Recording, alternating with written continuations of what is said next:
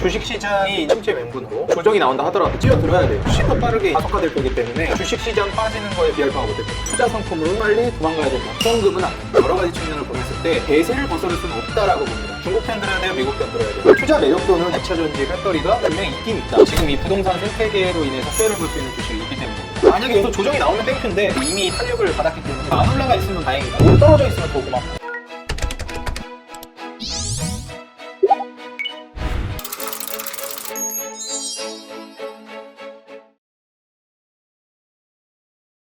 안녕하십니까. 네, 반갑습니다. 이번 잭슨홀 미팅으로 연내 금리 인하가 기정 사실화되는 분위기예요. 다만 얼마나 인하할지가 관건인 것 같은데 다음 주에 미국에서 발표되는 고용지표들로 승패가 갈릴 것 같습니다. 이번에 금리 인하 어느 정도로 예상하시나요? 금리 인하는 뭐 거의 90% 이상 확률로 되지 않을까 싶습니다. 파월이 저 정도까지 시사를 했기 때문에 금리 인하는 빠른 시일 안에 9월 달에 빠르면 할 수도 있고요. 올해 안에는 어지간해서는 시작할 거로 저는 보고 있습니다. 지금 현재 고용지표가 어떻게 나오는지에 따라서 경기 상태를 좀 파악할 것 같긴 한데 고용지표가 미국 같은 경우에는 소비로 직결되죠. 미국뿐만 아니라 고용이 결국 소비로 직결이 되는데 미국은 GDP의 대부분을 소비가 차지합니다. 내수 경제로 돌아가는 나라란 말이에요. 그렇기 때문에 실업률, 고용지표 이런 것들을 많이 보는 건데 다음 주 발표가 되면은 거기에 따라서 또 얘기가 나오지 않을까 싶습니다. 근데 지금 분위기를 연준에서는 좀 안 좋게 보고 있는 것 같아요. 금리 인하가 시작되지 않을까 보고 있고 일단 역사적으로 금리 인하는 항상 경기 침체를 동반했습니다. 근데 여기에서 사람들이 많이 헷갈리는 부분이 뭐냐면 금리 인하를 해가지고 그 작용으로서 경기 침체가 왔다. 이건 절대 아니고요. 경기 침체가 올 것 같으니까 최대한 해소하기 위해서 금리 인하를 하는 겁니다. 바꿔 말하면은 경기 침체가 안 오면 금리 인하 할 필요가 없어요. 경기 침체가 오기 직전에 금리 인하를 시작하는 겁니다. 중요한 건 이제 금리 인하가 시작될 건 거의 다 알고 있는데 그로 인해서 어떤 일들이 발생할 것이냐. 경기 침체가 된다라고 말씀을 드렸고 주식시장은 좀 출렁일 수가 있어요. 근데 여기서 중요한 거는 화폐 가치가 그만큼 하락한다라는 거. 화폐 가치 하락도 굉장히 가속화될 거라는 겁니다. 이제 화폐 가치가 그 정도로 하락을 하게 되면 주식시장이 침체 명분으로 조정이 나온다 하더라도 뛰어들어야 돼요. 왜냐면 화폐 가치 하락은 훨씬 더 빠르게 가속화될 거기 때문에 주식시장 빠지는 거에 비할 바가 못 됩니다. 여러분들이 뭐 주식 투자 경기 침체가 온다 해가지고 위험하다 그래서 투자할 때 아니다 막 말이 많잖아요. 그럼 그 사람들도 결국은 현금이라는 걸 가지고 있는 걸 선택한 거거든요. 투자 수단으로서. 근데 이제 금리 인하 시작되면 현금이라는 가치는 눈 녹듯이 가속화되면서 떨어질 겁니다. 그렇기 때문에 저는 투자 상품으로 빨리 도망가야 된다. 최소한 뭐 금을 사든 주식을 사든 부동산을 사든 현금은 안 된다. 이렇게 말씀드리고 싶습니다. 한국은 금리 인하에 대해 조심스러운 입장인 것 같아요. 아무래도 부동산 가격 때문인 것 같은데 어떻게 보시나요? 금리를 한국은 좀 낮추기가 어려울 수 있다 이런 얘기가 나오고 있는데 그거는 전 어렵다고 봅니다. 부동산 때문에 그렇게 한다. 물론 충분히 가능성이 있는 얘기인데 큰 흐름 안에서는 선제적인 대응을 안 한다. 미국이 충분히 내리면 그때 따라 내린다. 이 정도로는 갈 수 있어요. 근데 미국이 계속 내리고 있는데 안 내린다? 외국인 투자 자금 이탈이라든지 여러 가지 측면을 고려했을 때 대세를 거스를 수는 없다라고 봅니다. 부동산은 우리나라가 좀 기형적인 구조로 간 거기 때문에 그건 그냥 우리가 맞아야 될 매예요. 그동안 시장이 잘 자연스럽게 가게 냅뒀어야 되는데 함부로 규제하고 함부로 수요 공급을 만지려고 했던 나비 효과를 두드려 맞는 겁니다. 부동산은 결국 공급을 늘리는 측면으로 가면서 해결을 자체적으로 하게 될 것으로 본다. 이렇게 저는 말씀드리고 싶습니다. 요즘 중국 상황이 심상치 않은 것 같아요. 고용, 내수, 투자 지표들이 다 좋지 않은데요. 중국의 경제 침체, 우리나라에 미칠 영향력은 어느 정도일까요? 미중 무역 전쟁이 처음에 벌어졌을 때 굉장히 말들이 많았어요. 중국 편 들어야 된다, 미국 편 들어야 된다. 중국 편 들어야 돼요, 미국 편 들어야 돼요. 강한 나라의 편을 들어야죠.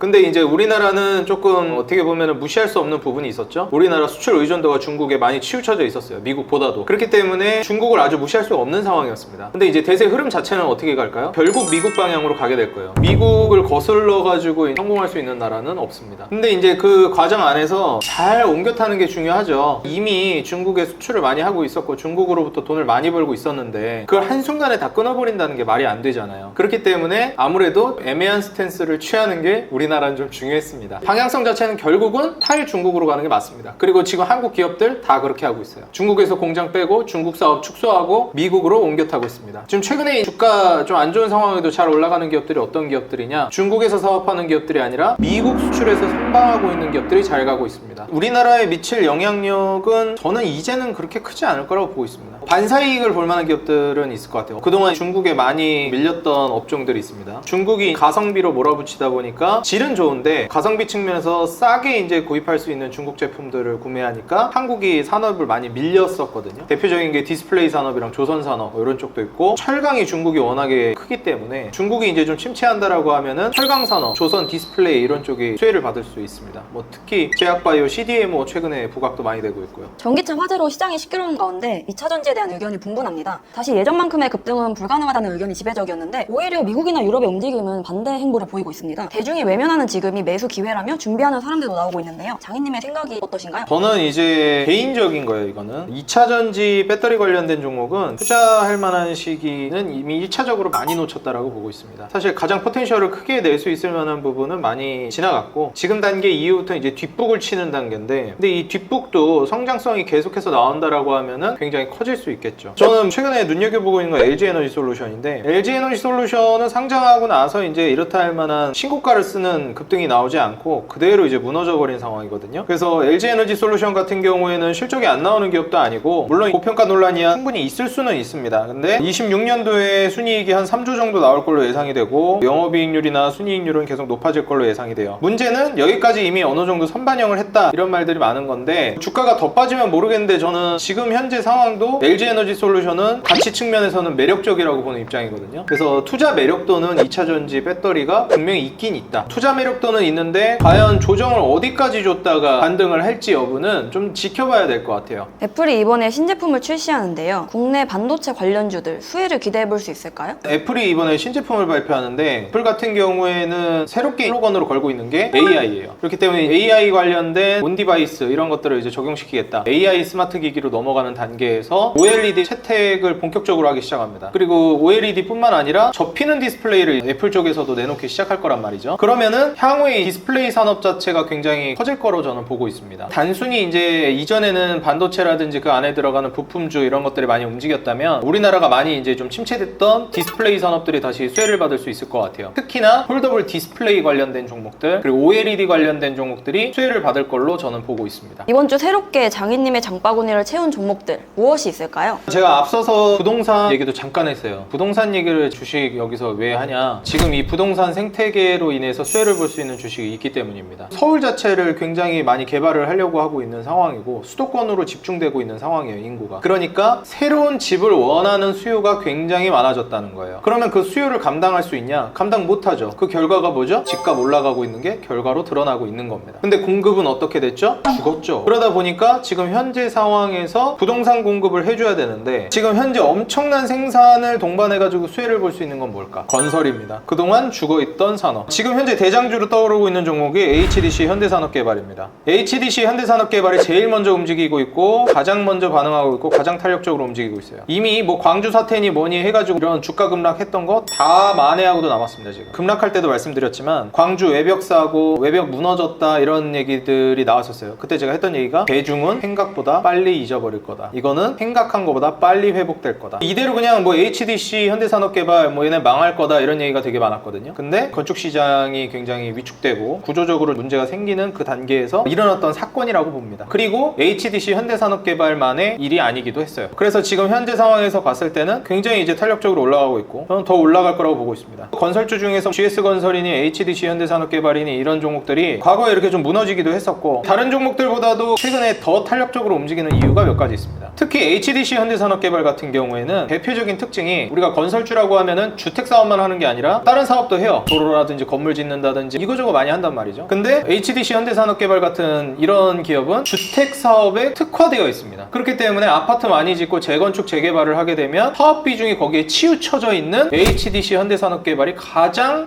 직격탄으로 수혜를 받는 거예요. 다른 건설사들은 물론 주택 사업도 하겠지만 이런 인프라 사업도 하고 도로를 깔 수도 있는 거고 여러 가지를 하는데, 주택 사업에 특화되어 있다. 그래서 주가가 가장 강력하게 올라가고 있는 거다. HDC 현대산업개발은 지금 너무 많이 오른 거 아니냐라고 생각하실 수 있는데, 글쎄요, 저는 지금 부동산 시장 공급 부족과 앞으로 공급이 늘어날 거를 생각하면은 HDC 현대산업개발의 상승 랠리가 좀 초입이지 않을까, 개인적으로 저는 관심 있게 보고 있습니다. 기업 분석을 보시게 되면 당연하게도 매출, 영업이익, 순이익은 계속 늘어납니다. 그리고 인허가 착공이 이제 앞으로 계속해서 늘어나게 되면 HDC 현대산업개발 매출은 앞으로 늘면 늘었지 줄어들 일은 없다고 봅니다. 수준은 더 늘어날 겁니다. 왜냐면 지금 인허가 착공 다 작살 기깔난 상황이기 때문에 지금 현재 상황에서 이익률이라든지 이런 부분들 앞으로 더 올라갈 겁니다. 현재 3%대까지 떨어졌던 영업이익률이 향후에 내후년으로 가게 되면 9.5%까지 뜁니다. 4%였던 지배주주 순이익률은 7%대까지 뜁니다. 왜 이렇게 뛸까요? 그냥 수주만 늘어나는 게 아니라 왜 이익률까지 올라가는 걸까요? 집이 지금 없어서 난리기 때문입니다. 그 매매 타이밍은 늦게 잡을수록 못 잡을 거라고 생각합니다. 만약에 여기서 조정이 나오면 땡큐인데 이미 탄력을 받았기 때문에 26일자로 촬영을 하고 있는데 업로드 될 때쯤엔 또 굉장히 올라가 있지 않을까 그런 생각도 하고, 안 올라가 있으면 다행이다. 오히려 떨어져 있으면 더 고맙고. 왜냐면 주택 공급은 막을 수 없다고 생각해요, 저는. 이 연장선상에서 리파인을 같이 볼 건데 전세 사기 관련돼서 빌라도 그렇고 말이 엄청나게 터졌잖아요. 그렇기 때문에 리파인이 이제 그런 거 분석해 주는 거거든요. 진짜 이 사람 문제 없는지, 진짜 들어가서 잘 살고 있는지. 그러다 보니까 리파인 같이 이런 조사 분석 업체들은 결국 부동산 시장이 활성화되면 돈을 버는 구조예요. 리파인은 제가 이제 채널에서도 한번 자세한 기업 분석을 해드렸습니다. 자세히 리파인에 대해서 더 궁금하신 분들은 거기를 이제 들어가서 보시면 되고, 지금 전세 사기 관련해가지고 공포심이 이렇게 올라간 상황에서 리파인의 수요가 훨씬 더 많이 올라간 상황이에요. 결국 리파인이 지금 일감이 더 많아진 겁니다. 거기에다가 이제 부동산 시장이 활성화되는 과정으로 가고 있는 사태까지 벌어지고 있습니다. 금리 인하까지 한다? 자금 융통은 쉬워집니다. 부동산 시장이 엄청 활성화된다는 뜻이에요. 그렇기 때문에 그런 과정 안에서 리파인은 같이 수혜를 볼 것이라고 예상하고 있어요. 가장 좋은 시나리오는 부동산 수혜를 받는 주식으로 먼저 돈을 벌어서 부동산을 사는 거죠. 깔끔하겠죠?